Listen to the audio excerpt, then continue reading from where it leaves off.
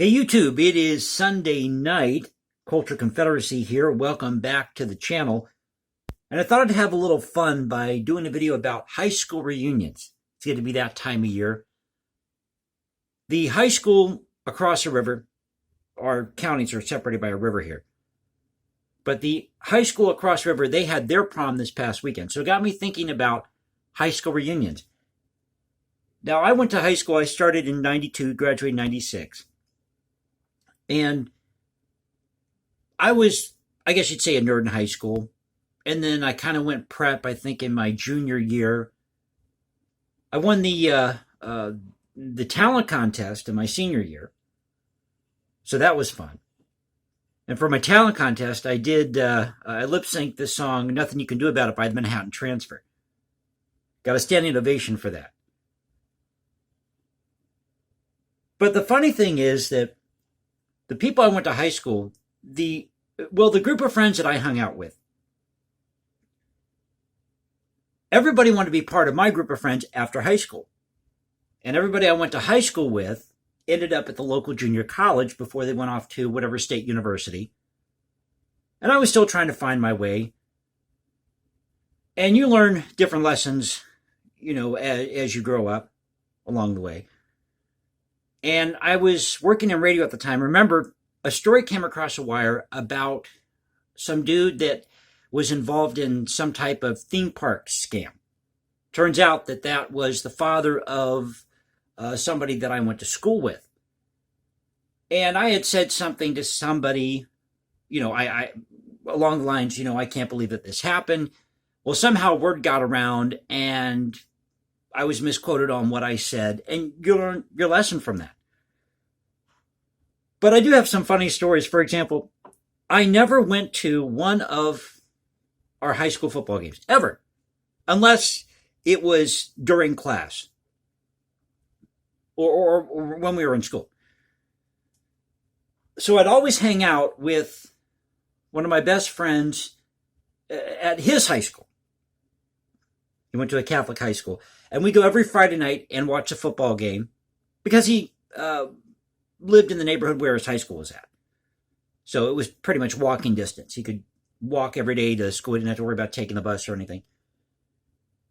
And there were a couple of people actually in our group of friends that went to that same high school. But I never went to a football game at my own high school. Isn't that bad? Should be supporting my own team.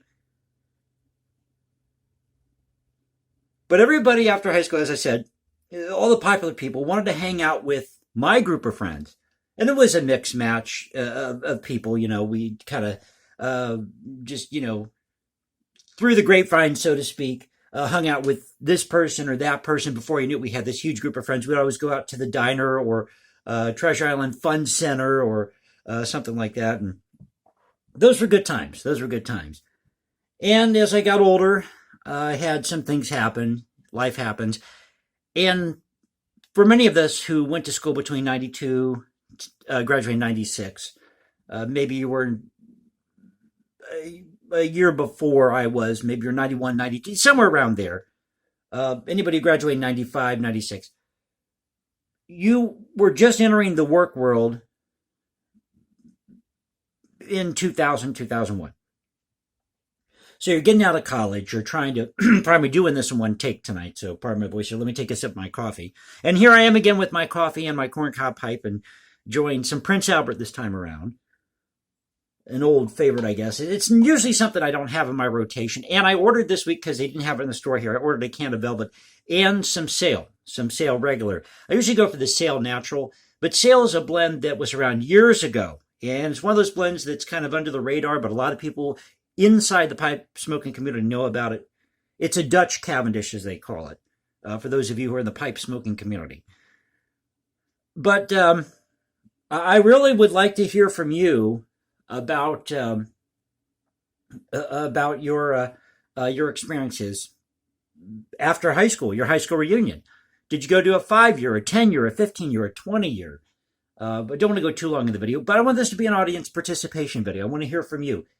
Did the nerd become the knockout? Now, this is another funny story. I worked with a guy. He was part Hawaiian. Good-looking guy. Tall. Dark hair, dark eyes.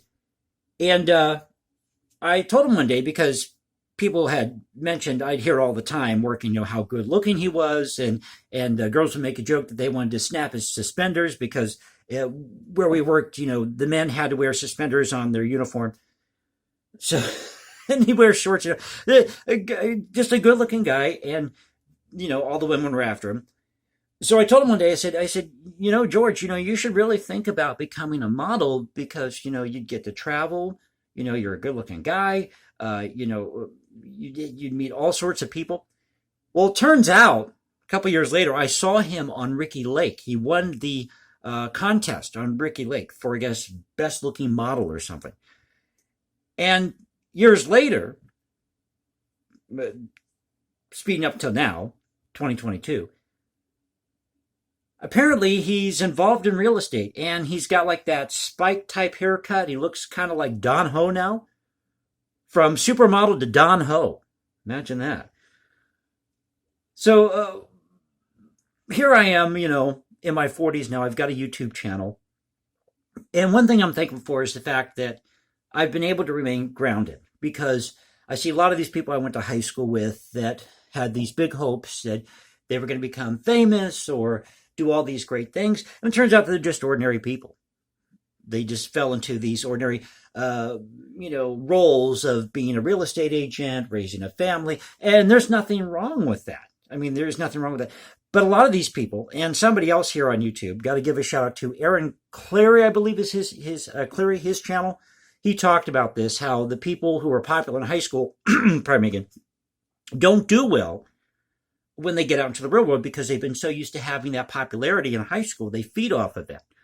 So when they go out or go off to college or go and get a real job for the first time, something where they're working 40 hours a week instead of just working 15, 20 hours to have some allowance money, as you do in high school, reality kicks in.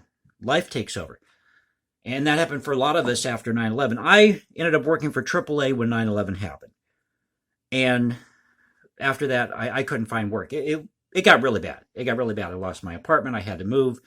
And I said, let me go ahead and take a chance and move across country. I'm glad that I did. I learned a lot when I lived out west.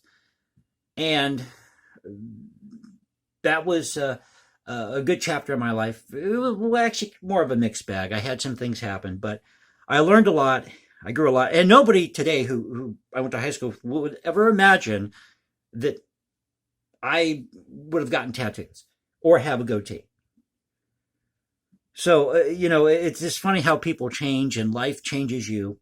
But I really want to hear from you. What were your high school experiences? Did the nerd become the knockout? Did the popular kid end up in jail? There was one guy, I don't know what happened. He got involved in some type of domestic dispute. Ended up serving some time or had a hearing date or something, was arrested. It's just amazing to see what happened or happens to these people. And it's like, my goodness, a lot of these people were good looking. They had friends. But of course, you never know what the backstory is or what's going on below the surface, so to speak. One girl, this is funny. One girl, she ended up going into the Air Force. Was flying missions in Afghanistan. I mean, the nicest girl in high school you would have ever met. I mean, just beautiful girl, brown hair, brown eyes, beautiful smile. She used to drive around in a boat. She called it the boat. One time she said, "Could you take this out to my car? It looks like a boat. Green boat, big green boat in the parking lot." So let me know in the comment section below. I really would like to find out from you out there here in the YouTube sphere, YouTube land. If you went to a high school reunion, were you surprised? Were you disappointed? Was it what you expected? Did anybody get drunk? Anybody embarrass themselves? Any fights? Any drama? I read a story somewhere that some guy came out of the closet. A couple of people in our high school did that. So, including myself. But, some people came out of the closet after high school. And this guy wrote, I think it was on Reddit, that there was some guy in school who was the big jock. He had a girlfriend. And I guess years later, he had a crush on this other guy who came out of the closet. And they ended up getting it on in the bathroom during the reunion. So, should I use this? Should I use the age appropriate button here on YouTube for this video? I don't know. Let me know in the comment section below. So if you like what you see or what you hear today or tonight, it's a Sunday night. So can you tell I'm just kind of waking up here? I worked out and had dinner, and I got to say something. I love going to the store and buying groceries. That's one of my big things. I love shopping at the store, for really cool stuff. And I feel like, well, I feel like I'm eating like a king now. I'm not having to go out to these fast food restaurants or wherever. And you save a lot of money that way. So you have the freedom to do what you want to do as far as fixing whatever you want for dinner. You actually have a little extra income if you're not always going out to eat. I sat down and figured that out. If you're spending, let's say, $5 on a meal a day, okay, sometimes it's 10, but let's say $5 on a meal today, a day, and you do that 5 times a week, that's $25 a week. How much is that in a month, right? So that all adds up by the end of the year that you're just spending on food, and you could save half of that, just by shopping at the store. So, and of course I love going to Walmart and, like Family Dollar and that sort of thing. You always find these great deals. And so I thought I'd just come here tonight, and I should say thank you to everybody who's supporting the series. Thank you for letting me kind of rant tonight. And the big focus, like I said, is talking about high school reunions. I love doing these videos, and I never thought in a million years I would do this channel. Never thought I would do it. And so it's been a pleasure to do this for you, and I just wouldn't be here without you guys. So thank you for supporting the series. We talk about the events of the day, try to bring to light music by lesser-known composers, all that fun jazz, preserve great art, great music here on the channel. And it's really nice, I got to say this, it's really nice to see the outpouring of support for preserving the music of a composer like Tchaikovsky, who right now is being banned at a lot of concerts because he's Russian, and we know what's going on with Russia and the Ukraine. And, I got to share this video with you before I go. I saw this last night on the overnight. It was kind of slow. But there is this video out there of, you got to look for part 3. It's divided into 3 parts. But part 3 of Francesca del Rimini, performed by this youth orchestra in Venezuela.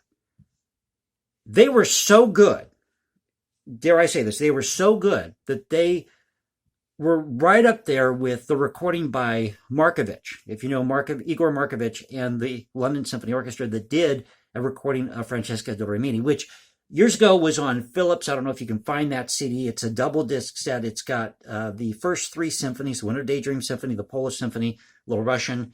Although I didn't think the Polish Symphony was Markovich's best performance on that disc, but it does have Francesca del Rimini on it, which is an excellent, probably the best version that I've heard of that piece, because conductors tend to, when they start that piece, it's one of those pieces where it has to have a certain level of momentum from the beginning, because if you don't, it drags. It just does. But they just nailed it, this youth orchestra in Venezuela. So a shout out to whoever posted that video. I forget what channel it's on, but you got to go find it. It's a Venezuela youth orchestra that is doing Francesca del Rimini by Tchaikovsky. And I thought to myself, and I wrote in the comments about this, and they're wanting to cancel the music of Tchaikovsky. And I mentioned how good of a performance this was, on par, as I said, with that recording with Igor Markovich and the London Symphony Orchestra. But go check that out. And imagine that music never being heard. All that time and effort Tchaikovsky took to write that piece, which is based on, if you're not familiar with the story, it's based on the 2 lovers that are caught in the storm. I think it's part of Dante's Divine Comedy or Dante's Inferno. So thank you for being with me. You know what to do. You can click that like button, subscribe, all that fun stuff. And I'll catch you next time. But let me know what your high school reunion was like. Did you go to a 5-year, a 10-year, a 15-year, or 20-year? So I thought I'd do this in one shot tonight. Whatever it is what it is. And I will catch you next time. Y'all have a great week. God bless this great country. And I'll catch you next time.